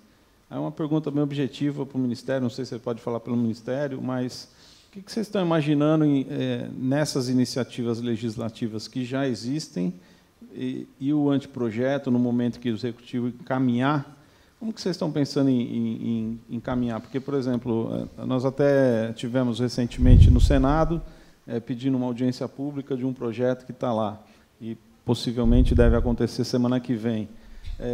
Como vocês estão vendo isso? Vocês estão tentando harmonizar o trabalho todo que vocês já fizeram do Executivo com essas iniciativas legislativas, ou vocês acham que essa coisa vai caminhar em paralelo? E, na sequência, eu queria abrir para perguntas. Quem quiser fazer a pergunta, é só se encaminhar aqui ao microfone e dizer seu nome e encaminhar para qualquer nós da mesa. Obrigado. Em primeiro lugar, acho que o Congresso está cumprindo o dever perante a população e fico muito feliz que haja uma proposta sobre proteção de dados num grau sendo discutido com seriedade, com consequência, como está sendo agora. Em segundo lugar, bom, eu falo pelo Ministério, mas com o limite de falar como um técnico responsável pelo conteúdo técnico do projeto. Como, tecnicamente, vai ser encaminhado ou não alguma coisa, exorbita a minha capacidade e possibilidade de atuar. Inclusive, se eu pudesse decidir politicamente algumas coisas, eu já teria decidido, e não é o caso. Enfim, eu acho que no projeto de lei que você menciona, há vários pontos de convergência, um projeto com muitos pontos interessantes, porém, alguns pontos estruturais podem inviabilizar. Tecnicamente, é uma conversa muito, muito interessante que pode ser feita. Como vai ser encaminhada, isso vai ser determinado pelas pessoas da competência do Ministério, mas eu vejo, pelo menos tecnicamente, uma possibilidade de convergência, pelo menos técnica, entre a proposta que vem sendo estruturada, que, claro, é um pouco mais, digamos assim, complexa, até pelo tempo de gestação e por várias, tanto de debate que já foi feito interno e externamente em torno dela, mas acho que elas não são incompatíveis, em última análise. Perguntas? Pode ali no microfone, por favor. Aqui está sendo transmitido para a internet também, além dos participantes aqui locais. Danilo, boa tarde. Boa tarde. Ana Paula Lobo, do portal Convergência Digital. Como jornalista, eu vou tentar ser direta. Em abril, no NET Mundial, você deu uma entrevista coletiva, você deu uma entrevista para a gente, você colocou que o projeto estava pronto, que a Lei de Proteção de Dados Pessoais estava pronta, estava no Ministério do Planejamento para ir para os últimos toques, e que um dos pontos que poderia ser o grande X do debate seria a criação de uma autoridade pública para tratar desses dados. Queria saber como é que está o estágio, quer dizer, o Parádio brincou, mas é a realidade. Eu sei que o Brasil teve problema da eleição, eu sei que o Congresso parou, eu sei que só volta em 2015, tudo bem. Mas qual é o estágio atual da Lei de Proteção de Dados? Quer dizer, o Marco Civil está parado por conta do Congresso, do que vai acontecer, porque tem a questão da regulamentação que vai ter que ser debatida, que também já está parado mais tempo do que se esperava. Essa Lei de Proteção de Dados, em abril, estava pronta, nós estamos em dezembro, praticamente, e nada. Me dá textualmente, contextualiza como é que está e como é que é essa autoridade pública e como que ela vai funcionar. Ana Paula, eu já falei tantas vezes que o projeto estava pronto, seja em abril, seja em 2013, em 2012, que eu não sei como vocês ainda querem me ouvir, mas a verdade é que, como eu falei, eu acompanho tecnicamente o assunto, as definições sobre o andamento, sobre o item legislativo próximo, depende de decisões que estão sendo tomadas agora no sentido de tornar público um projeto do Ministério da Justiça, o projeto está no Ministério da Justiça, para debate.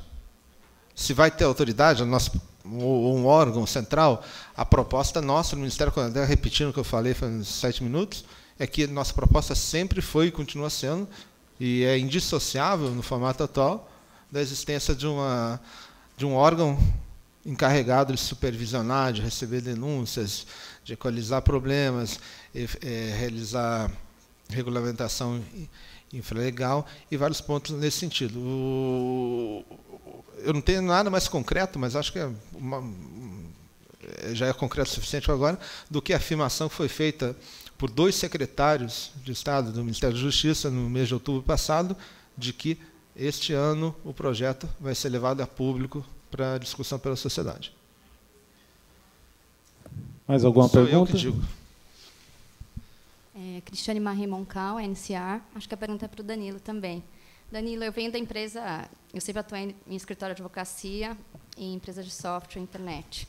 E hoje em dia estou numa empresa de tecnologia que tem uma componente de hardware.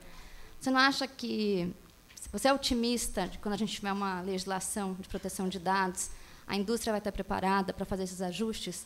Eu digo isso porque me parece, como advogada, não sou da área técnica, que na hora que a gente fala de internet ou de software, você manda o desenvolvedor, você chama os super desenvolvedores para arrumar um aplicativo, alterar um código-fonte, isso me parece mais fácil. Será que essa integração hardware, software, a indústria não vai exigir mais tempo para implementar essas demandas que a legislação vai exigir? Você pergunta uma questão de tempo, se ela vai estar preparada imediatamente, se vai pedir tempo. Bom, temos aqui representantes de outros países, Espanha, Portugal e outros, que em seus próprios países já enfrentaram a questão e ninguém se matou, a indústria se adaptou, muitas indústrias com sede filiais dos países hoje em dia estão aqui e muitas delas apoiam uma legislação em relação à proteção de dados, até por uma questão, seja responsabilidade social, seja uma questão de harmonização de práticas e procedimentos em relação a vários filiais. Enfim, o que está um pouco mais próximo de mim é você me perguntar se o Estado vai estar pronto para se adaptar. Porque não é uma pergunta fácil também, mas o Estado vai ter que se adaptar. Vai ser imediato? Eventualmente vai ser necessário que haja um vacate, às vezes até diferenciado para algumas determinadas categorias de obrigações. E isso é perfeitamente normal, ainda mais com uma lei que mexe tão a fundo em vários setores, várias práticas que estão entranhadas. Por outro lado, o que eu vejo também é que em alguns setores do mercado, o esforço para se adaptar, ou pelo menos para não serem surpreendidos, pegos pelo culatra, com um novo marco normativo, já é uma coisa que está em andamento, pelo menos de forma incipiente. Isso é, a ideia de que, num futuro não sei se a curto ou a médio prazo vai haver uma regulação e que eu vou ter que me preocupar com tais pontos que o meu antecessor, no meu cargo, não se preocupou. Isso me parece que é uma realidade, pelo menos é o que me falam, não sei se estão mentindo para mim. Tá? Mais alguma pergunta? Não? Na fila depois. Bom, nós já... Por favor, pode. Boa tarde. Eu sou advogada, trabalho no escritório de advocacia, mas também sou pesquisadora. A pergunta mais acadêmica para o Danilo. Na exposição dele sobre o que ele acha importante constar do projeto, ele falou de princípios gerais. Eu sou estudiosa da área do direito do consumidor. O CDC é um microsistema e ele teve, por exemplo, no que tange a pagamentos de indenização, no caso de perda de bagagem, uma questão com o Pacto de Varsóvia. Como você já observou na sua exposição, e eu na minha pesquisa também vi, já tem normas da área de seguros, Telecom tem um dispositivo, o pagamentos móveis, que ela bem citou, também tem um dispositivo de proteção de dados, e tem um PLS, Projeto de Lei do Senado, 281 de 2002, tem uma comissão de juristas da área de consumidor, ao que me parece estava bem avançado, também é mais ou menos como esse aqui, disseram que em março, que é quando a gente festeja lá a publicação do CDC, já ia ter alguma coisa, ia ter caminhado. Esse PLS fala bastante de privacidade, fala de spam, fala da autodeterminação informática. Queria saber como é que está, do ponto de vista de microsistema, já que o professor é também doutor, como é que vocês estão vendo essa coisa de concatenar as normas? Vai ter alguma coisa no final falando que derroga aqui, revoga ali, ou vai ficar aquelas regras de Norberto Bobbio, assim, tipo, lei geral, ou lei especial, derroga geral, o que é posterior, revoga anterior? Como é que vocês estão pensando esse guarda-chuva? É essa a pergunta. Está perguntando das entranhas do processo normativo. Muito bem. A proteção de dados a minha apresentação, acho que deixa induzido isso, é tomado, pelo menos teoricamente, eu vejo como também um microsistema que, eventualmente e certamente, vai dialogar com vários outros microsistemas. Por exemplo, a proteção do consumidor no modo intenso. O que não é nenhuma surpresa, nenhuma novidade, nenhum problema. O Marco Civil dialoga com o Código de Defesa do Consumidor em várias oportunidades, até diretamente, até literalmente. Se vai haver um esforço para adaptação, claro que deve haver em alguns pontos.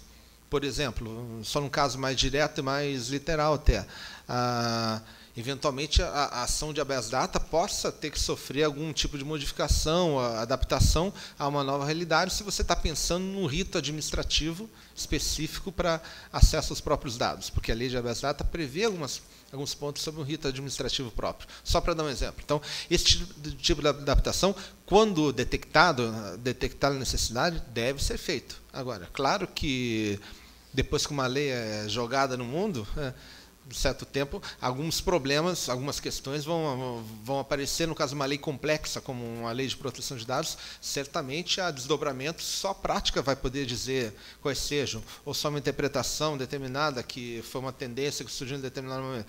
Agora, a ideia da que nós partimos, até pelo fato tecnicamente, o anteprojeto está sendo gestado dentro do Ministério da Justiça, com suas características típicas de sua missão institucional de proteção do cidadão, dentro mais especificamente da Secretaria Nacional do Consumidor, há, claro, uma simpatia, uma ressonância muito grande de alguns princípios de proteção do consumidor, uma sensibilidade para o uso de algumas técnicas típicas da defesa do consumidor. Se vai haver sobreposição, eventualmente vai, porque em muitos casos o consumidor também tem seus dados tratados. Em muitos casos, esse sujeito também tem os dados tratados na internet. Então, vai haver circunstâncias nas quais, numa determinada relação jurídica, você pode ter um leque bastante amplo de normas a ser aplicado. O CDC, o Marco Civil da Internet e uma lei geral de proteção de dados. Agora, como eu falei antes, tem-se sempre a mirada de que essa lei seja uma lei geral de proteção de dados, que possibilite que, dentro das suas princípios gerais, alguns setores tenham regras específicas, como no caso da internet com o Marco Civil. Bom, estamos chegando ao final aqui. Eu queria passar para o CAF, não sei se tem pergunta, e também aproveitaria para você fazer os seus comentários finais, CAF. Na verdade, só uma pergunta rapidinha para o Danilo. Danilo, uma das questões que mais chamou a atenção no Marco Civil, logo depois de sua aprovação, uma das primeiras perguntas foi com relação às relações de trabalho e em que medida o Marco Civil se aplicaria na relação entre empregado e empregador. E já tivemos aqui, inclusive com muitos aqui presentes, a oportunidade de debater sobre a aplicação, a pergunta, será que o empregador precisa guardar, então, os dados que o Marco Civil assim determina? Enfim, esse foi um debate que apareceu bastante logo após a aprovação do Marco Civil. E sabendo que privacidade e dados pessoais é um tema que tem uma interface forte com relação de trabalho, já que a gente está tão nos anos 90 nessa fala hoje, desde as discussões lá atrás sobre se o empregador pode monitorar a caixa de entrada do e-mail corporativo, enfim, que o TST já resolveu desde lá atrás de 2005 e vem frequentemente decidindo sobre. Existe algum dispositivo previsto ou pensado para o APL sobre relação de emprego que possa ver justamente esse passado de década de questões ligadas à privacidade, tratamento de dados e relação de trabalho? Então, enfim, é uma pergunta específica sobre o APL, mas é saber se esse tema é um tema que está sendo levado em consideração e, se sim, se vale a pena ter um dispositivo específico sobre isso. Eu queria pegar um gancho nesse caminhãozinho do CAF aqui com relação à questão trabalhista, e também uma discussão que ainda ficou complicada da forma que ficou no Marco Civil, é a questão do acesso aos dados de usuário pela autoridade administrativa, que aquilo lá no Marco Civil, para nós, realmente é bastante complicado.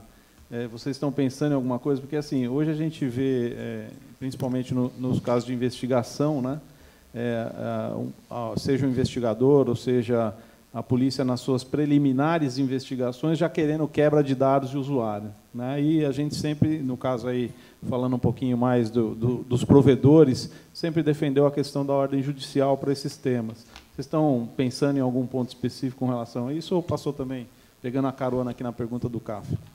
Bom, primeiro, é claro que uma eventual regra geral sobre proteção das dados pessoais vai ter implicações no direito do trabalho, como em tantos outros. Aliás, é um dos campos nos quais é óbvio que vai haver algumas questões, não vou dizer atritos, mas alguns temas podem ser até revisitados, dependendo de como uma nova venha a ser conectada. Agora, quanto a uma eventual superposição, algum problema em relação a isso, vamos lembrar o seguinte, em última análise, o direito do trabalho é um direito privado, pelo menos no seu âmbito contratual. E a Justiça do Trabalho não tem nenhum problema em julgar e entender como de sua competência tratar de temas relacionados à personalidade do trabalhador, imagem, nome, honra, etc. Acho que até o TST tem um enunciado a respeito, se não me engano. E acontece o quê? Muitos dos direitos do cidadão, no caso do cidadão trabalhador relacionados a seus dados pessoais, são direitos personalíssimos seus, são direitos da personalidade que podem perfeitamente bem ser matéria também de apreciação pela Justiça Trabalhista. Nesse sentido, pode haver, claro, um novo ímpeto, algumas discussões sobre alguns temas específicos, mas, por outro lado, se há disposições específicas, a norma de proteção de dados que vem sendo estudada é uma norma, como eu falei várias vezes, geral. Preocupou-se, em termos de uma norma geral, com o seguinte, estabelecer ao máximo possível um conjunto de princípios, normas que sejam que tenham o conteúdo mais universal quanto possível, isso é, transversais, passíveis de serem aplicados a diversos setores, quando possível, setor público e privado também, para que haja um estándar de proteção razoável e bom para todos os setores. Dito isso, como é a primeira norma que no Brasil se propõe sobre o tema, como a complexidade que pode ter a discussão setorial em várias áreas, pode ser pode ser tão complexa, pode ser tão complicado que possa até prejudicar o andamento de uma norma geral, a decisão que tecnicamente se tomou foi de tratar, sempre que for possível, somente temas gerais, deixando para regulação setorial, quando for o caso, ou por uma nova revisão, sei lá, no próximo futuro, ou uma nova norma que encopasse uma regulação setorial. Isso não é estranho. Na Itália, em 96, foi editada a primeira norma de proteção de dados. Em 2003, foi editado um chamado Código de Proteção de Dados, que é um código mesmo, tem parte geral e tem parte especial. Tem uma parte especial para publicidade, direito do trabalho, saúde e vários outros setores.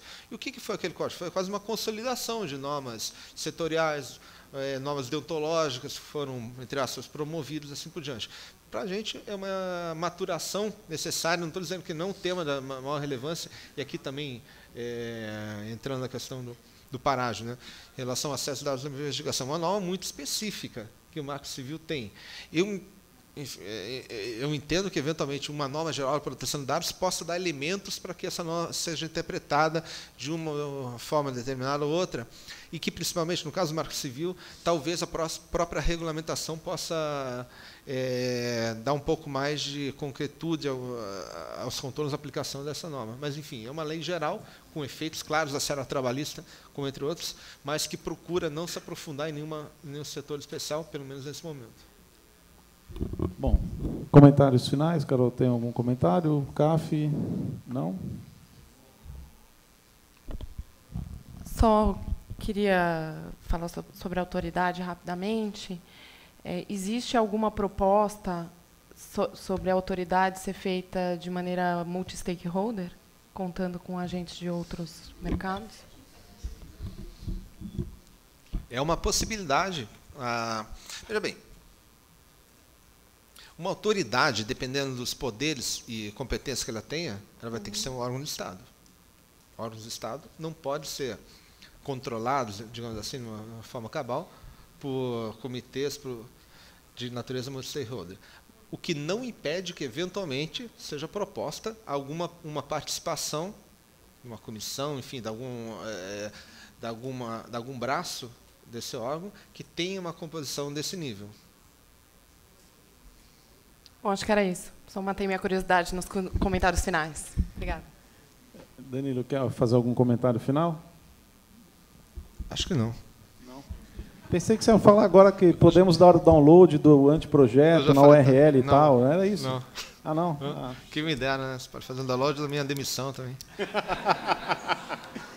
Bom, de qualquer forma, eu queria agradecer imensamente ao Carlos Afonso, do ITS, a Carol da Branet, e principalmente ao Danilo, que foi o nosso keynote aqui, pela sua explanação. Danilo, que tem sempre se prontificado, tem participado junto com o comitê gestor, tem trazido os temas para o comitê gestor, que tem mantido esse diálogo, vamos dizer assim, com o MJ, com relação a esse tema, que é extremamente importante, falando aí do setor da internet, né, que o comitê gestor toca, e que a gente continue nesse diálogo e que a gente possa estar compartilhando mais informações com todos, trocando as ideias, e para que a gente chegue num anteprojeto, num texto que vá para o Congresso, que seja um texto que tenha o respaldo de toda a sociedade, do governo, e que a gente vai ter uma batalha muito grande dentro do Congresso, a lá Marco Civil, que a gente viu, né, para convencer os nossos legisladores a encamparem a ideia. Obrigado a todos. Nós vamos para um coffee break agora, isso? De 20 minutos. 20 minutos para fazer 30, tá, pessoal? Essa é a estratégia. Obrigado, uma salva de palmas.